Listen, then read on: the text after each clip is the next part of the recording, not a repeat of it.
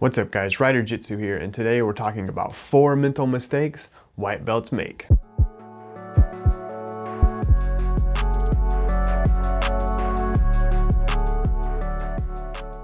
Here are 4 tips to help you avoid mental mistakes. Mistake 1, don't let your ego on the mats. Ego is the enemy in jiu-jitsu. If you do not squelch your ego, it will slow your progress down. This can be difficult for some people at first. Focusing on the outcome or winning rolls can be bad for your mindset in the gym. When you come to the realization that you're in competition with yourself and not your training partners, your jiu-jitsu growth should accelerate. Not caring if you get tapped, aka checking your ego at the door, is one key to becoming better at jiu-jitsu. Once you conquer your ego on the mats, you'll start to notice it showing up less and less in other aspects of your life. Mistake number 2.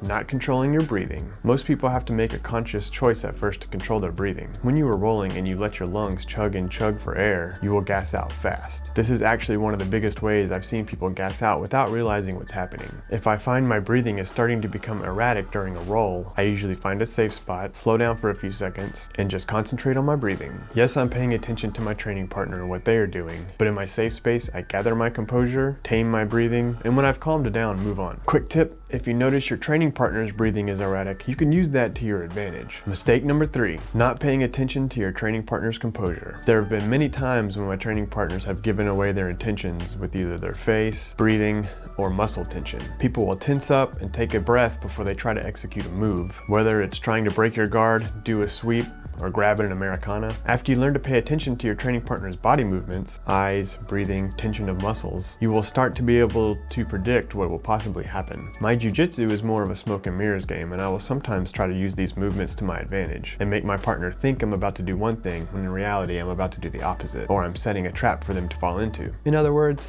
fake my partner out. As a white belt, it's important to start thinking about learning to read your training partner's composure and developing your own poker face. Tip number 4, focusing on subs and not position while rolling. It was drilled into me, position before submission. If the position you have is bad, you more than likely won't get the submission. It will just end up being wasted energy and might give your training partner or opponent the chance to escape. You really want to be in control before trying to submit your partner or opponent. Being spazzy and trying to rip submissions will more than likely make your training partners mad and possibly hurt them. If that happens a few times, no one will want to roll with you, or the mat enforcer might tool you up. I've seen it happen. Side note, as a purple belt, there are times while rolling I just work positions and don't even think about submissions, especially when I'm rolling a white belt. I will just sort of flow roll and move from one position to another, skipping subs to help muscle memory with switching positions and trying to figure out how to get from A to C without going through B. Unless you roll like a jerk, then it's game on.